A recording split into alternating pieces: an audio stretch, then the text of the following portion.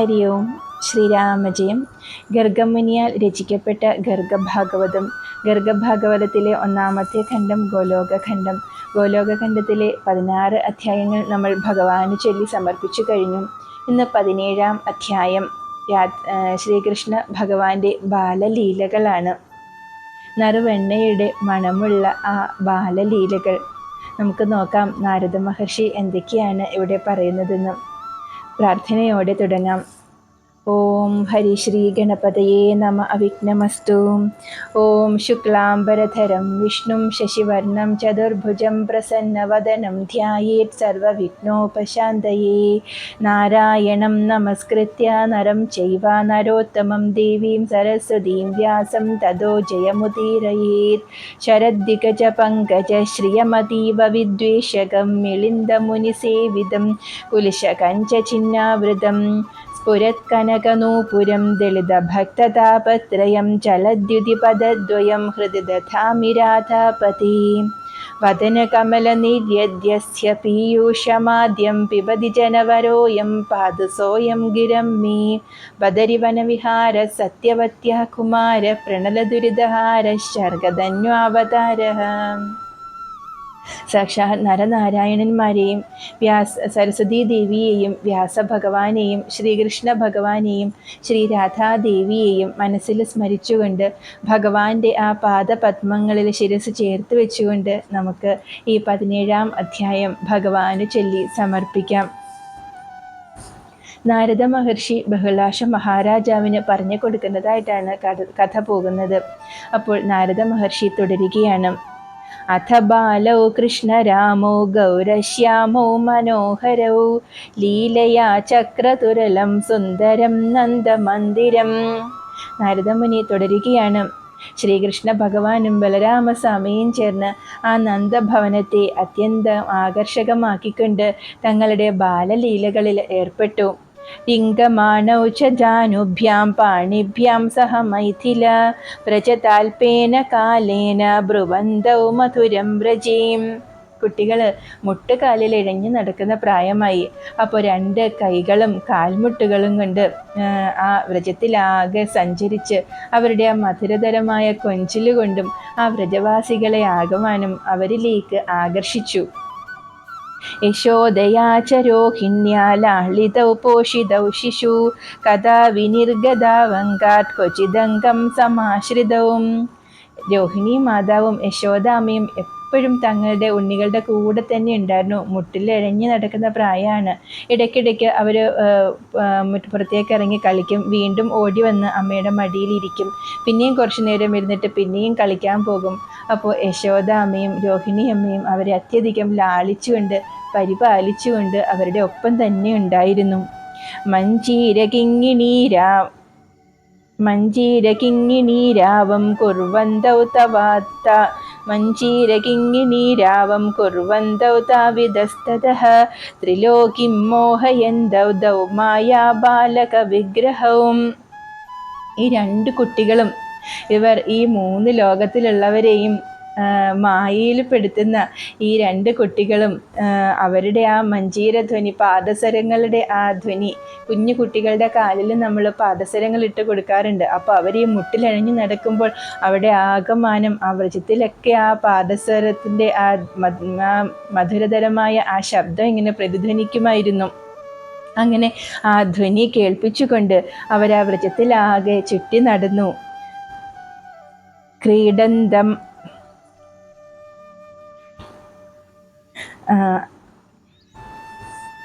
ക്രീഡന്തമാദായ ശിശും യശോദാജിരേലുഡന്തം വ്രജബാലകൈശ്ച തദ്ധൂലിലേപാവൃതധൂസരാംഗം ചക്രേഹ്യലം പ്രോക്ഷണമാദരേണ.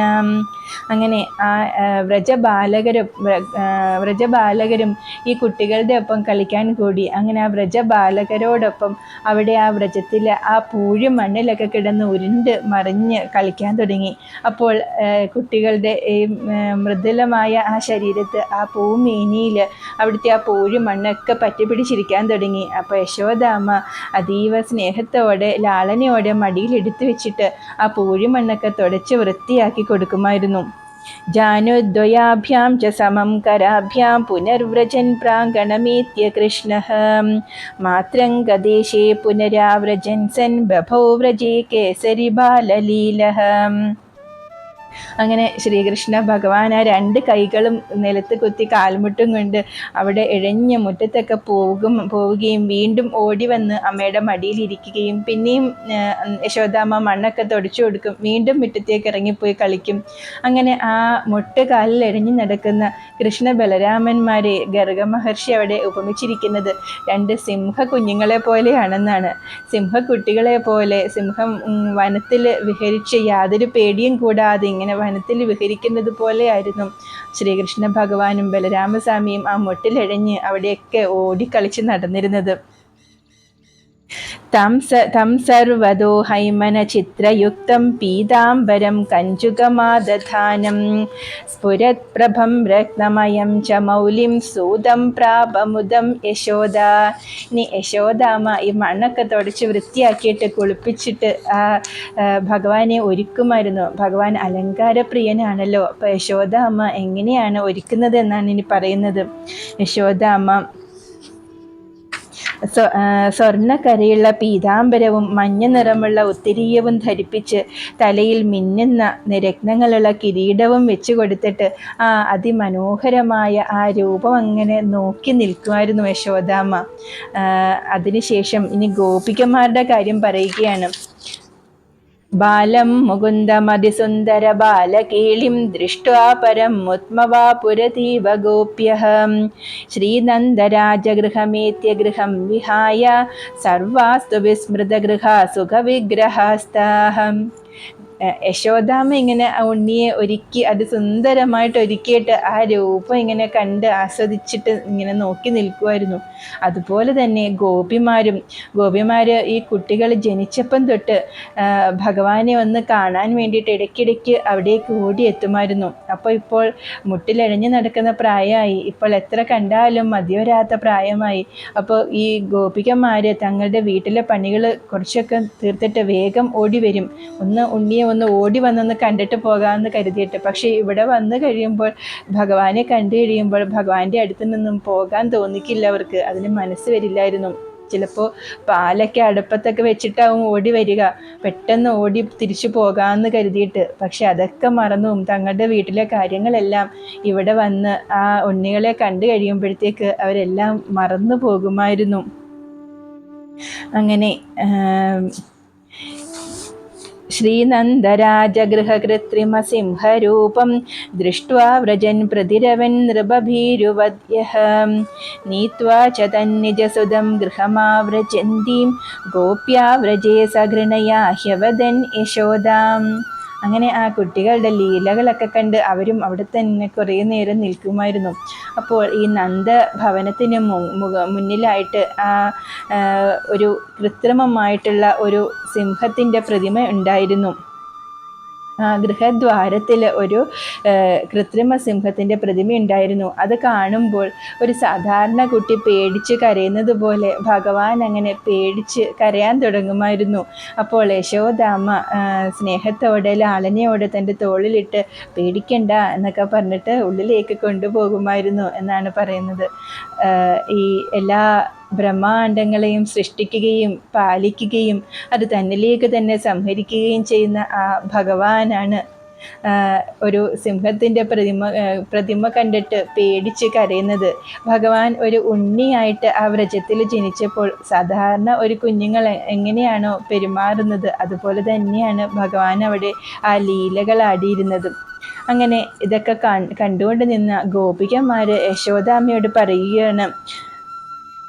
श्रीगोप्या ऊचुः क्रीडार्थं चपलं ह्येनं मा बहिकारयां गणात् बालकीलिं दुक्तमुखं काकपक्षधरं शुभे ऊर्ध्वदन्तद्वयं जातं पूर्वमातुलदोषदम् अस्यापि मातुलो नास्ति ते सुदस्य यशोमती तस्माद्दानं तु कर्तव्यं विघ्नानां नाशहेतवे गोविप्रसूरसाधूनां छन्दसां पूजनं तथा.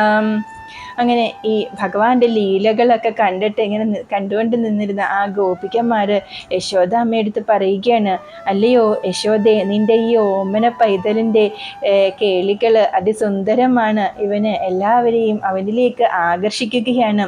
ഇവൻ്റെ ഈ ബാലലീലകൾ, ഇത്ര മനോഹരമായ ലീലകൾ കണ്ടിട്ട് അവന് ദൃഷ്ടിദോഷം ഉണ്ടാവുമോ എന്ന് പേടി തോന്നുകയാണ്. അതുകൊണ്ട് നീ സൂക്ഷിക്കണം, ഈ കുട്ടിക്ക് ദൃഷ്ടിദോഷം കിട്ടാതെ നീ സൂക്ഷിക്കണം എന്ന് ഗോപികന്മാർ യശോദാമ്മയോട് പറയുകയാണ്. അവരുടെ ആ ഗോപികമാരുടെ സ്നേഹ കൂടുതൽ കൊണ്ടാണ് യശോദാമ്മയോട് അങ്ങനെ പറയുന്നത്. യശോദാമ്മ ഒരു നിമിഷം തൻ്റെ ഉണ്ണിയെ കാണാതിരുന്നു കഴിഞ്ഞാൽ പെട്ടെന്ന് ബോധരഹിതയായി നിലത്ത് വീഴുന്ന യശോദാമ്മയാണ്. അങ്ങനെയുള്ള യശോദാമ്മയോട് ഈ ഗോപികമാർ പറയുകയാണ്, നീ സൂക്ഷിക്കണം കേട്ടോ, നിൻ്റെ കുട്ടിക്ക് ദൃഷ്ടിദോഷം വരാതെ സൂക്ഷിക്കണം. അതുപോലെ നമ്മുടെ നാട്ടിലൊക്കെ ഓരോരോ ചൊല്ലുകൾ പറയാറുണ്ട്.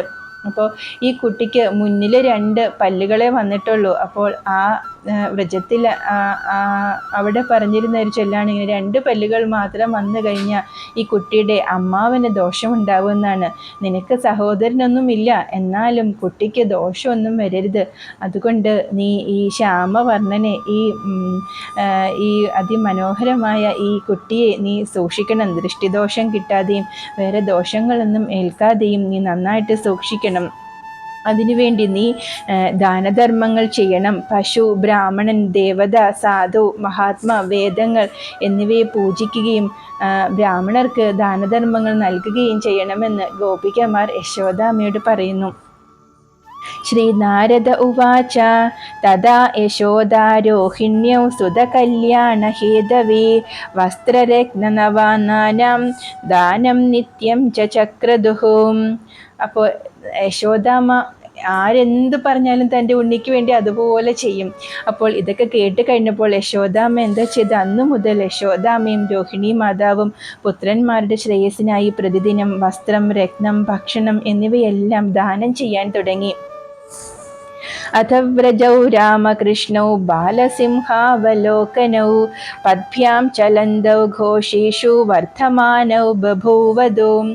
അങ്ങനെ ആ മുട്ടുകാലിൽ ഇഴഞ്ഞു നടന്നിരുന്ന ആ സിംഹ കുഞ്ഞുങ്ങളെ പോലെ തോന്നിയിരുന്ന ആ ബലരാമസ്വാമിയും ശ്രീകൃഷ്ണ ഭഗവാനും തുടർന്ന് അവർ പിച്ച വെച്ച് നടക്കാൻ തുടങ്ങി. മുട്ടുകാലിൽ ഇഴഞ്ഞു നടന്നാൽ അടുത്ത സ്റ്റെപ്പാണ് പിച്ച വെച്ച് കൈകൾ നിവർത്തി പിച്ച വെച്ച് നടക്കാൻ തുടങ്ങുക എന്നുള്ളത്. അങ്ങനെ അവർ പിച്ച വെച്ച് നടക്കാൻ തുടങ്ങി.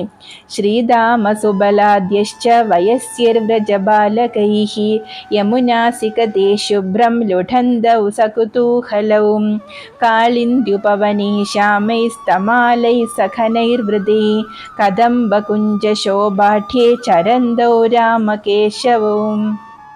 അങ്ങനെ ആ വ്രജത്തിലുള്ള കുട്ടികളായ ശ്രീധാമൻ, സുബലൻ, അങ്ങനെ കുറച്ച് ഗോപന്മാരും ഇവരുടെ ഒപ്പം കളിക്കാൻ കൂടി എന്നാണ് പറയുന്നത്. അങ്ങനെ അവർ ആ യമുനാ നദിയുടെ മനോഹരമായ ആ തീരത്തുള്ള തമാല വൃക്ഷങ്ങളാലും കദംബ നികുഞ്ചങ്ങളാലും ചുറ്റപ്പെട്ട ആ യമുനാ നദിയുടെ തീരത്ത് ആ മണ്ണിൽ കിടന്ന് ഉരുളുകയും അവിടെ കളിക്കാനും തുടങ്ങി. ജനയൻ ഗോപഗോപീനാമാനന്ദം ബാലലീലയാ വയസ്യൈശ്ചോരയാമാസ നവനീതം ഘൃതം ഹരിഃ. ഏകദാ ഹ്യുപനന്ദസ്യ പത്നിർനാമ്നാ പ്രഭാവതി ശ്രീനന്ദമന്ദിരം പ്രാപ്ത യശോദാം പ്രാഹ ഗോപികാം. അങ്ങനെ ഇരിക്കുന്ന സമയത്ത് ആ വ്രജത്തിലുണ്ടായ ഒരു കഥയാണ് ഇനി പറയാൻ പോകുന്നത് നാരദ മഹർഷി. അങ്ങനെ ആ പിച്ച വെച്ച് നടക്കുന്ന പ്രായമായി. അങ്ങനെ ശ്രീകൃഷ്ണ ഭഗവാനും ബലരാമസ്വാമിയും ഗോപന്മാരും കൂടി ചേർന്നിട്ട് യമുനാ നദീതീരത്തും ആ വ്രജത്തിലെല്ലാം നടന്ന് കളിക്കാൻ തുടങ്ങി. അങ്ങനെ ഇരിക്കുമ്പോൾ അവർ ചങ്ങാതിമാരോട് ചേർന്നിട്ട് കളിക്കുന്നതിനിടയ്ക്ക് അവർക്ക് ദാഹിക്കുകയും വിശക്കുകയൊക്കെ ചെയ്യുമ്പോൾ അവർ ഈ ഗോപികമാരുടെ വീടുകളിൽ കയറി വെണ്ണയും തൈരും ഒക്കെ മോഷ്ടിച്ച് കുടിക്കുവാൻ തുടങ്ങി. അങ്ങനെ ഇരിക്കെ ഒരു ഉപനന്ദൻ്റെ ഭാര്യയായ ഗോപിക, പ്രഭാവതി എന്നാണ് പേര്, ആ പ്രഭാവതി എന്ന ഗോപിക യശോദാമ്മയെടുത്ത് ഒരു പരാതി പറയാൻ വരികയാണ്. പ്രഭാവത്യുവാച നവനീതം ഘൃതം ദുഃഖം വ്യതിതക്രം യശോമതി ആവയോർഭേദരഹിതം ത്വൽപ്രസാദാച്ച മേ അഭവത്. പ്രഭാവതി പറയുകയാണ്, എൻ്റെയും നിൻ്റെയും വീടുകളിലുള്ള വെണ്ണ, നെയ്യ്, പാല്, തൈര് എന്നിവയിൽ എൻ്റേത് നിൻ്റേത് എന്ന യാതൊരു വേർതിരിവുമില്ല, യാതൊരു ഭേദഭാവവുമില്ല. നാഹം വദാമി ചാനേന സ്ഥേയം കുത്രാപി ശിക്ഷിതം ശിക്ഷാം കരോഷി ന സുധേ നവനീതമുഷിസ്വദഃ. എന്നിട്ട് പറയുകയാണ്, എൻ്റെ വീട്ടിൽ നിന്റെ കൃപാപ്രസാദം കൊണ്ടാണ് എല്ലാം ഉണ്ടായിരിക്കുന്നത്. ഈ ഓമന കളവ് പഠിച്ചിരിക്കുകയാണെന്ന് പറയാൻ ഞാൻ ആഗ്രഹിക്കുന്നില്ല. യഥാ മയാ കൃതാ ശിക്ഷ തഥാ ദൃഷ്ടസ്തവാംഗജഃ ഗാലിപ്രദാനം കൃത്വായം ദ്രവതി പ്രാങ്കണാൻ മമ. എന്നിട്ട് പറയുകയാണ്, നീ ഇവന് മോഷണം, വെണ്ണയും തൈരുമൊക്കെ മോഷ്ടിക്കാനായിട്ട് നീ പ്രത്യേകം പരിശീലനം ഒന്നും കൊടുത്തിട്ടുണ്ട് എന്നും ഞാൻ പറയാൻ ആഗ്രഹിക്കുന്നില്ല, എന്നും ഞാൻ ചിന്തിക്കുന്നില്ല. പക്ഷേ ഈ കുട്ടി എൻ്റെ വീടുകളിൽ കയറി മറ്റ് ഗോപന്മാരോടൊപ്പം വീട്ടിൽ കയറി വെണ്ണയും തൈരുമൊക്കെ മോഷ്ടിക്കുന്നു. ഒരിക്കൽ ഞാൻ ഇതൊക്കെ അവരെ പറഞ്ഞ് മനസ്സിലാക്കിക്കാൻ ശ്രമിച്ചു. വ്രജാധീശസ്യ പുത്രോ അയം ഭൂത്വാ സ്ഥേയം സമാചരേത് ന മയാ കഥിതം കിഞ്ചിത് യശോദേ തവ ഗൗരവാൽ. ഒരിക്കൽ ഞാൻ ഈ കുട്ടി ഇതൊക്കെ പറഞ്ഞ് മനസ്സിലാക്കാൻ ശ്രമിച്ചപ്പോൾ എന്നെ പഴി പറഞ്ഞുകൊണ്ട് ഇവൻ എൻ്റെ മുറ്റത്ത് നിന്നും ഓടിപ്പോയി. അതുകൊണ്ട് യശോദേ, നീ ഈ വ്രജരാജൻ്റെ മകനായ ഈ കുട്ടി ഇങ്ങനെ കളവ് നടത്തുന്നത് അത്ര ശരിയായ കാര്യമല്ല. നീ അതുകൊണ്ട് ഈ കുട്ടിയെ പറഞ്ഞ് മനസ്സിലാക്കണം, നീ ഗൗരവമായിട്ട് കാണണം എന്നൊക്കെ ആ പ്രഭാവതി എന്ന ഗോപിക യശോദാമ്മയോട് പറയുകയാണ്. ശ്രീ നാരദ ഉവാച ശ്രുത്വാ പ്രഭാവതി വാക്യം യശോദാനന്ദഗേഹിനി ബാലം നിർഭത്സ്യതാമാഹ സാമ്നാ പ്രേമപരായണം. അപ്പോൾ നാരദമുനി തുടരുകയാണ്, പ്രഭാവതിയുടെ ഈ വാക്കുകൾ കേട്ടിട്ട് യശോദാമ്മ കൃഷ്ണനെ വഴക്ക് പറയുകയും അത്യധികം പ്രേമപൂർവ്വം ആ ഗോപികയോട് ഇപ്രകാരം പറയുകയും ചെയ്തു. ശ്രീ യശോദോവാച ഗവാങ്കോടിർഗൃഹേ അമേസ്തി ഘോരസൈരാർദിതാചലം ന ജാനേദധിമുദ്ബാലം നാസ്തി സോ അത്ര കദാചന അനേന മുഷിതം ഗവ്യം തത്സമം ത്വം ഗൃഹാണമേ തേ ശിശൗ മേ ശിശൗർഭേദോ നാസ്തി കിഞ്ചിത് പ്രഭാവതി നവനീതമുഖം ചൈനമത്ര ത്വം ഹ്യാനയിഷ്യസി തഥാ ശിക്ഷാം കരിഷ്യാമി ഭത്സനം ബന്ധനം തഥാ. യശോദാമ്മ അത്യധികം സ്നേഹത്തോടെ ആ ഗോപികയോട് പറയുകയാണ്, അല്ലയോ സഹോദരി, എൻ്റെ വീട്ടിൽ കോടിക്കണക്കിന് പശുക്കളുണ്ട്. ഈ ഭൂമി എന്നും പാലും പാലുൽപ്പന്നങ്ങളെയും കൊണ്ട് നിറഞ്ഞിരിക്കുകയാണ്. എന്തിനാണ് ഈ ബാലകൻ എന്നിട്ട് നിന്റെ വീട്ടിൽ വന്ന് വെണ്ണയും തൈരും മോഷ്ടിക്കുന്നതെന്ന് എനിക്കറിയില്ല. ഇവിടെയാണെങ്കിൽ ഇവനൊന്നും താല്പര്യത്തോടെ കഴിക്കാറുമില്ല. എന്നിട്ട് യശോദാമ്മ തുടരുകയാണ്, അല്ലയോ പ്രഭാവതി, ഇവൻ നിന്റെ വീട്ടിൽ നിന്നും എത്ര വെണ്ണയും തൈരും മോഷ്ടിച്ചുവോ അത്രത്തോളം നീ ഇവിടെ നിന്നും എടുത്തുകൊണ്ട് പൊയ്ക്കോളൂ. എൻ്റെ കുട്ടിയും നിന്റെ കുട്ടിയും തമ്മിൽ ഭേദഭാവം ഒന്നുമില്ല. അതുകൊണ്ട് ഇവൻ എപ്പോഴെങ്കിലും വെണ്ണ കട്ട് തിന്ന് മുഖത്ത് വെണ്ണ പുരണ്ട രൂപത്തിൽ പിടിക്കപ്പെടുകയാണെങ്കിൽ നീ അവനെ അപ്പോൾ തന്നെ ഇവിടെ കൊണ്ടുവരൂ. അപ്പോൾ ഞാൻ അവന് നല്ല ശിക്ഷ കൊടുക്കുകയും ഇവിടെ ബന്ധിച്ചിടുകയും ചെയ്യാം എന്ന് യശോദാമ്മ പ്രഭാവതിയോട് പറയുന്നു. ശ്രീ നാരദ ഉവാച ശ്രുത്വാ വാക്യം തഥാ ഗോപി പ്രസന്നാ ഗൃഹമാഗതാ. അതൊക്കെ കേട്ട് പ്രഭാവതി വളരെ പ്രസന്നയായിട്ട് തൻ്റെ വീട്ടിലേക്ക് തിരിച്ചുപോയി. ഏകദാദതി ചൗര്യാർത്ഥം കൃഷ്ണസ്തസ്യാ ഗൃഹം ഗതഃ വയസ്യൈർബാലകൈർസാർത്ഥം പാർശ്വകൂട്യൈ ഗൃഹസ്യ ച. അങ്ങനെ ഇരിക്കെ ഒരു ദിവസം ശ്രീകൃഷ്ണ ഭഗവാനും ഗോപന്മാരും കൂടി പിന്നെയും പ്രഭാവതിയുടെ വീട്ടിലേക്ക് തൈരും വെണ്ണയൊക്കെ കട്ട് തിന്നാനായിട്ട് പോയി. ഹസ്താദ് ഹസ്തം സംഗൃഹീത്വാ ശനൈഃ കൃഷ്ണോ വിവേശഃ ശിക്യസ്തം ഘോരസം ദൃഷ്ട്വാ ഹസ്താഗ്രാഹ്യം ഹരിസ്വയം. അവര് പതുങ്ങി ആരും കാണാതെ കള്ളത്തരം ചെയ്യല്ലേ, അപ്പോൾ പതുങ്ങിയാണ് പോകുന്നത്. വീട്ടിലെ ചുമരിനോട് ചേർന്ന് നിന്ന് ഒരു കൈ കൊണ്ട് മറ്റൊരു കുട്ടിയുടെ കൈ പിടിച്ച് മെല്ലെ ആ വീട്ടിൽ പ്രവേശിച്ചു. എന്നിട്ട് ഉറിയിൽ തൂക്കിയിരുന്ന ഉറിയിലാണ് തൈരും വെണ്ണയൊക്കെ ഗോപികമാർ സൂക്ഷിച്ചിരുന്നത്. അപ്പോൾ ആ ഉറിയിൽ കെട്ടി തൂക്കിയിരുന്ന തൈരിൻ്റെ പാത്രം നേരിട്ട് കൈകൊണ്ട് എത്തിപ്പിടിക്കാൻ നോക്കിയിട്ട് ശ്രമിച്ചിട്ട് കിട്ടുന്നില്ല. തീരെ കുഞ്ഞു കുട്ടികളല്ലേ, അവർ നോക്കുമ്പോൾ എത്ര ശ്രമിച്ചിട്ടും ആ തൈര് പാത്രത്തിൽ എത്തിപ്പിടിക്കുവാൻ പറ്റുന്നില്ല. ഉലൂഖലേ പീഠകീ ച ഗോപാൻ സ്ഥാപ്യാരുരോഹതം തഥാപി പ്രാംശുനാ ലഭ്യം ഘോരസം ശിക്യ സംസ്ഥിതം. അപ്പോൾ എന്താ, പെട്ടെന്ന് അവർ ഒരു ഉപായം കണ്ടെത്തുകയാണ്. അടുത്ത് തന്നെ കിടന്ന ഒരു ഉരൽ കൊണ്ടുവന്ന് അതിന് നേരെ താഴെയായിട്ട് വെച്ചു. എന്നിട്ട് ഈ ഗോപന്മാർ, കുറച്ച് കുട്ടികൾ ആ ഉരലിന് മുകളിൽ കയറി നിന്നു. അതിൻ്റെ മുകളിൽ അവരുടെ തോളിൽ ശ്രീകൃഷ്ണ ഭഗവാൻ കയറിയിരിക്കുകയാണ്. എന്നിട്ടും എത്തിപ്പിടിക്കാൻ ശ്രമിച്ചിട്ട് പറ്റുന്നില്ല, കിട്ടുന്നില്ല ആ തൈരുകുടം. ശ്രീദാംനാ സുബലേനാപി ദണ്ഡേനാപി തഥാടച ഭഗ്നഭാണ്ഡാത് സർവഗവ്യം വഹദ് ഭ്രൂമൗ മനോഹരം. അപ്പോൾ എത്ര ശ്രമിച്ചിട്ടും പിന്നെയും കിട്ടുന്നില്ല. അപ്പോൾ എന്താ ചെയ്തത്, ശ്രീദാമായുടെയും സുബലയുടെയും സഹായത്തോടെ അവർ പെട്ടെന്ന് ഒരു വടി എടുത്ത് കൊടുക്കുന്നു ഭഗവാന്റെ കയ്യിൽ. അപ്പോൾ ഭഗവാൻ എന്താ ചെയ്തത്, ആ വടി കൊണ്ട് ആ തൈര് കുടത്തിൽ ഒറ്റ അടി കൊടുത്തു. തൈരുകുടം പൊട്ടി അതിലുണ്ടായിരുന്ന തൈരെല്ലാം നിലത്തേക്ക് ഒഴുകുവാൻ തുടങ്ങി. അതിമനോഹരമായ ഒരു ദൃശ്യമായിരുന്നു അത് എന്നാണ് പറയുന്നത്. അങ്ങനെ ജഘാസ സബലോർ മർക്കൈർ ബാലകൈ സഹമാധവഃ.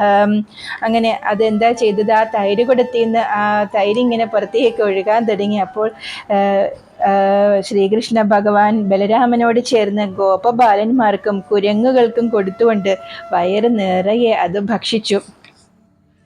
ഭഗ്നഭാണ്ഡസ്വനം ശ്രുത്വാ പ്രാപ്ത ഗോപീ പ്രഭാവതി പാലായിതീഷു ബാലേഷു ജഗ്രാഹ ശ്രീകരം ഹരേഹിം.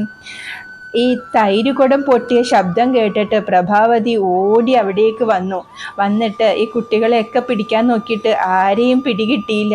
ശ്രീകൃഷ്ണ ഭഗവാന്റെ കൈകളിൽ മാത്രം ആ ഗോപിക്ക് പിടിക്കാൻ പറ്റി. ബാക്കി എല്ലാ കുട്ടികളും അങ്ങോട്ടും ഇങ്ങോട്ടും ഓടി രക്ഷപ്പെട്ടു. ഭഗവാൻ എല്ലാം അറിയുന്ന ആ ഭക്തവത്സലനായ ഭഗവാനല്ലേ, ഭഗവാൻ നിന്ന് കൊടുത്തതാണ് ആ ഗോപിക്ക് പിടിക്കാൻ വേണ്ടിയിട്ട്. നീത്വാ മൃഷാശ്രും ഭീരുശ്ച ഗച്ഛന്തി നന്ദമന്ദിരം അഗ്രേ നന്ദം സ്ഥിതം ദൃഷ്ട്വാ മുഖേ വസ്ത്രം ചകാരഃ. അപ്പോൾ തന്നെ ഒരു സാധാരണ കുട്ടിയെ പോലെ ശ്രീകൃഷ്ണ ഭഗവാൻ പേടിച്ച് കരയാൻ തുടങ്ങി. അങ്ങനെ പ്രഭാവതി ഭഗവാന്റെ കൈയും പിടിച്ചുകൊണ്ട് നന്ദഗൃഹത്തിലേക്ക് പോവുകയാണ്. ഇപ്പം നിനക്ക് യശോദാമ്മയുടെ കയ്യിൽ നിന്നും നിനക്ക് നല്ല വഴക്ക് കിട്ടും. യശോദാമ്മ നിന്നെ അടിക്കും. ഇങ്ങനെ തൈര് കട്ട് തിന്ന മുഖത്തോടെ നിന്നെ കൊണ്ടു ചെല്ലാനല്ലേ യശോദാമ്മ പറഞ്ഞത്. ഇപ്പം കയ്യോടെ പിടിക്കപ്പെട്ടു, ഇപ്പം നോക്കിക്കോ, ഇപ്പം കിട്ടും എന്നൊക്കെ പറഞ്ഞിട്ട് പ്രഭാവതി ഈ കുട്ടിയുടെ ഭഗവാന്റെ കയ്യിലും പിടിച്ചുകൊണ്ട് നന്ദഗൃഹത്തിലേക്ക് നടക്കുകയാണ്. അപ്പോൾ നന്ദഗൃഹത്തിൽ എത്തിയപ്പോൾ മുന്നിലായിട്ട് നന്ദഗോപർ ഇരിക്കുന്നുണ്ടായിരുന്നു. ഇപ്പോൾ ഈ വ്രജവാസികളൊക്കെ അന്യ പുരുഷന്മാരുടെ മുന്നിൽ ചെല്ലുമ്പോൾ ചേല കൊണ്ട് മുഖം മറയ്ക്കുമായിരുന്നു. പെട്ടെന്ന് തന്നെ ചേല തൻ്റെ സാരിത്തുമ്പ് കൊണ്ട് മുഖം മറച്ചു. ഹരിർ വിചിന്തയന്നിത്തം മാതാദണ്ഡം പ്രദാസ്യതി ദധാര തത് ബാലരൂപം സ്വച്ഛന്ദഗതിരീശ്വരഃ.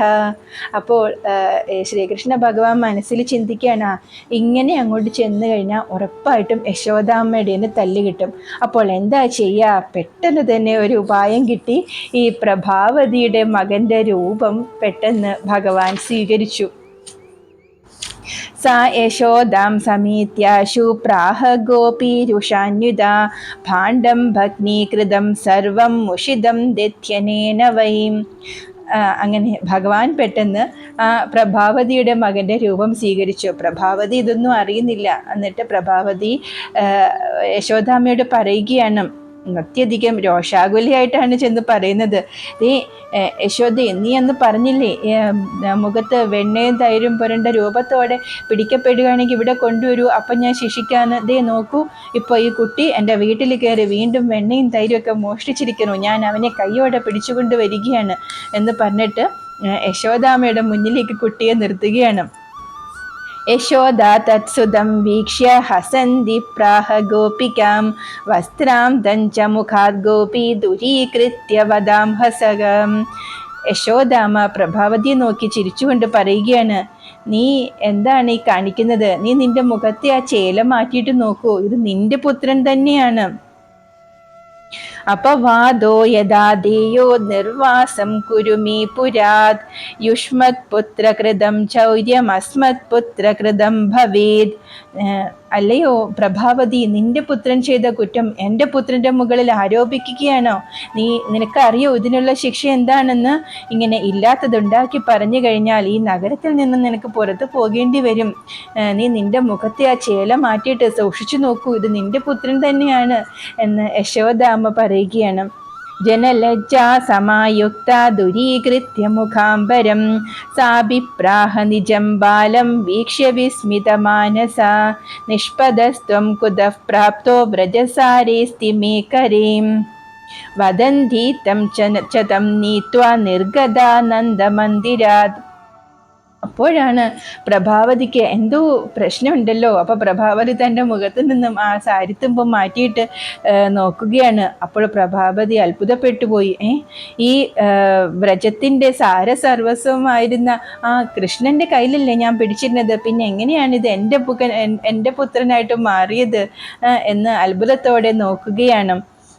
എന്നിട്ട് പ്രഭാവതി സ്വന്തമായിട്ട് പറയുകയാണ്, ഇത് എന്ത് അത്ഭുതമാണ് നടന്നത്.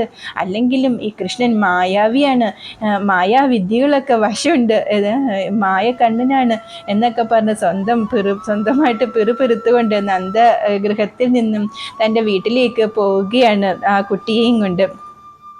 യശോദാരോഹിണി നന്ദോ രാമോ ഗോപാശ്ച ഗോപിക ജഹസ്സു കഥയന്തസ്തി ദൃഷ്ട്വാ ന്യായോ വ്രജേ മഹാൻ. അപ്പോൾ ആ പ്രഭാവതി അങ്ങനെ കുട്ടിയും കൊണ്ട് പുറത്തേക്ക് പോയി കഴിഞ്ഞപ്പോൾ യശോദാമ്മയും രോഹിണിയും മാതാവും നന്ദനും ബലരാമനും എല്ലാവരും മറ്റു ഗോപന്മാരും ചേർന്നുകൊണ്ട് പറയുകയാണ്, എന്തൊക്കെയാണ് ഈ വ്രജത്തിൽ നടക്കുന്നത്? അവർ ചിരിക്കാനും പറയാനൊക്കെ തുടങ്ങി, ഇവിടെ എന്തൊക്കെയാണ് നടക്കുന്നത് എന്ന് പറഞ്ഞിട്ട്. ഭഗവാൻ സ്വബഹിർവീഥ്യാം ഭൂത്വാ ശ്രീനന്ദനന്ദനഃ പ്രഹസൻ ഗോപികാം പ്രാഹ ദൃഷ്ടാംഗശ്ചഞ്ചലേക്ഷണഃ. ഇതൊക്കെ കണ്ടുകൊണ്ട് ഉള്ളിൽ ചിരിച്ചുകൊണ്ട് ഒരാൾ കൂടെയുണ്ട്. ആ പുറത്തേക്കുള്ള വഴിയിൽ എത്തിയപ്പോൾ ശ്രീകൃഷ്ണ ഭഗവാൻ വീണ്ടും ആ സ്വന്തം രൂപം സ്വീകരിച്ചു. എന്നിട്ട് തൻ്റെ കടക്കണ്ണുകൊണ്ട് ആ താമരപ്പൂ ഇതൾ പോലെ മനോഹരമായ ആ കണ്ണുകളിൽ ചിരി നിറച്ചുകൊണ്ട് ഉച്ചത്തിൽ ചിരിച്ചുകൊണ്ടാണ് ആ പ്രഭാവതിയോട് പറയുകയാണ്. ശ്രീ ഭഗവാനുവാച പുനർമാം യദി ഗൃഹ്ണാസി കഥാചിത്വം ഹി ഗോപികേ തേ ഭർതൃരൂപന്തോ തഥാ ഭവിഷ്യാമി ന സംശയഃ. ഉച്ചത്തിൽ ചിരിച്ചുകൊണ്ട് ആ കണ്ണിൽ ആ കടക്കണ്ണുകൊണ്ട് ചിരിച്ചുകൊണ്ട് പറയുകയാണ്, അല്ലയോ ഗോപികേ, ഇനി എപ്പോഴെങ്കിലും നീ എന്നെ പിടികൂടിയാൽ ഞാൻ നിന്റെ ഭർത്താവിൻ്റെ രൂപമായിരിക്കും സ്വീകരിക്കുക, അതിലൊരു സംശയവുമില്ല എന്നാണ് ഉച്ചത്തിൽ ചിരിച്ചുകൊണ്ട് ഭഗവാൻ ആ ഗോപികയോട് പറയുന്നത്. ശ്രീ നാരദ ഉവാച ശ്രുത്വാ സുവിസ്മിതാ ഗോപി ഗദാഗേഹേത മൈഥില തഥാ സർവഗൃഹേ ഗോപ്യോ ന ഗൃഹണന്തി ഹരിം ഹ്രിയാം. നാരദ മഹർഷി തുടരുകയാണ്. ബഹുലാശ മഹാരാജ് അവനോട് പറയുകയാണ്, അല്ലയോ രാജൻ, അതിനുശേഷം ഇതൊക്കെ കേട്ടിട്ട് ആ പ്രഭാവതി ആശ്ചര്യചകിതയായിട്ട് ഈ ഭഗവാനെ തന്നെ നോക്കി നിൽക്കുകയാണ്. പുറമേ കോപം അഭിനയിക്കുന്നുണ്ടെങ്കിലും ഉള്ളില് ഭഗവാനോട് ആ കണ്ണനോട് വാത്സല്യവും സ്നേഹവുമാണ്. അപ്പൊ ആശ്ചര്യചകിതയായിട്ട് നോക്കി നിൽക്കുകയാണ്. എന്തൊക്കെയാണ് ഈ നടക്കുന്നത്? ഇതിൽ എന്തൊക്കെയോ മായയുണ്ട്, ഈ കണ്ണൻ കണ്ണനാണ് എന്നൊക്കെ മനസ്സിൽ പറഞ്ഞുകൊണ്ട് അങ്ങനെ കണ്ണനെ തന്നെ നോക്കി നിൽക്കുകയാണ്. എന്നിട്ട് സ്വന്തം വീട്ടിലേക്ക് ആ ഗോപിക പോയി. അന്ന് മുതൽ സകല ഗോപികന്മാർക്കും പേടിയായി. അവരുടെ വീടുകളിൽ കണ്ണൻ കയറി വെണ്ണ കട്ട് തിന്നാൽ കണ്ണനെ പിടിക്കില്ലാരും. ആ പ്രഭാവതിക്കുണ്ടായ അനുഭവം അറിയാലോ. അപ്പോൾ ഇനി കണ്ണൻ ഏത് രൂപം എടുക്കുക, എന്ത് മായാവിദ്യ കാട്ടുക എന്നറിയില്ല. അതുകൊണ്ട് അവരാരും പിന്നെ കണ്ണനെ പിടിക്കില്ലായിരുന്നു. എന്നാണ് നാരദ മഹർഷി പറയുന്നത്. അങ്ങനെ പറഞ്ഞുകൊണ്ട് ഈ ലീല ഇവിടെ വർണ്ണിച്ചുകൊണ്ട് ഈ 17-ാം അധ്യായം ഇവിടെ സമാപ്തമാവുകയാണ്. ഭക്തവത്സലനായ ഭഗവാൻ, ഗോപികന്മാർ ഭഗവാൻ അത്രയും ഇഷ്ടപ്പെട്ടവരായിരുന്നു. ഭഗവാൻ എന്നെന്നും എപ്പോഴും പ്രിയപ്പെട്ടവരാണ് ഗോപികന്മാർ എന്ന് പറയുന്നത്. ഗോപീജനവല്ലഭായ നമ എന്നാണ് ഭഗവാനെ പറയുന്നത്, സ്തുതിക്കുന്നത്. അത്രയും ഇഷ്ടമുള്ള ആ ഗോപികന്മാരോട് എന്തിനാണ് ഭഗവാൻ ഈ കള്ളക്കളിയൊക്കെ കാണിക്കുന്നത്? ആ ഗോപികന്മാര് ഭഗവാനെ തന്നെ മനസ്സിൽ എപ്പോഴും സ്മരിക്കാൻ വേണ്ടിയിട്ടുള്ള ഓരോ മാർഗങ്ങളായിരുന്നത്. ഭഗവാൻ തന്നെ അതിന് ഓരോ സംഭവങ്ങൾ സങ്കല്പിക്കുകയും സൃഷ്ടിക്കുകയും ചെയ്യുകയായിരുന്നു. ആ ഗോപികമാരുടെ ഉപജീവന മാർഗമായിരുന്നു തൈരും വെണ്ണയും പാലും എന്നൊക്കെ പറയുന്നത്. അപ്പോൾ അത് തന്നെ മോഷ്ടിച്ച് അപ്പോൾ എപ്പോഴും അവർ ആ കണ്ണനെ തന്നെ സ്മരിച്ചു കൊണ്ടിരിക്കുമായിരുന്നു. ഭഗവാനും ആഗ്രഹിച്ചത് അതായിരുന്നു, എപ്പോഴും ഗോപികമാർ കണ്ണനെ തന്നെ സ്മരിച്ചു കൊണ്ടിരിക്കുക, ഏക ലക്ഷ്യം ആ ഭഗവാൻ, ആ പരബ്രഹ്മം മാത്രമാവുക. അതിനായിട്ടായിരുന്നു ഭഗവാൻ ഇങ്ങനെ ഓരോ ലീലകൾ അവിടെ കാണിച്ചത്. തൻ്റെ പ്രിയ ഭക്തരെ തന്നിലേക്ക് തന്നെ ചേർക്കാനുള്ള ഭഗവാന്റെ ഓരോ ലീലകളാണിതെല്ലാം. അങ്ങനെ ആ ഗോപീജനവല്ലഭായ നമ, ആ ശ്രീകൃഷ്ണ ഭഗവാന്റെ പാദങ്ങളിൽ ഈ 17-ാം അധ്യായം സമർപ്പിച്ചുകൊണ്ട് നമുക്ക് ഇന്നിവിടെ നിർത്താം. അടുത്ത 18-ാം അധ്യായം നമുക്ക് അടുത്ത ആഴ്ച നോക്കാം. സർവം ശ്രീകൃഷ്ണാർപ്പണമസ്തു. സർവത്ര ഗോവിന്ദനാമ സങ്കീർത്തനം. ഗോവിന്ദ ഗോവിന്ദ. മധുരം മനോഹരം മാധവലീലകൾ ഹരേ ഹൃദയമുരളിയിൽ പാടാം തവ തിരുഗാഥ.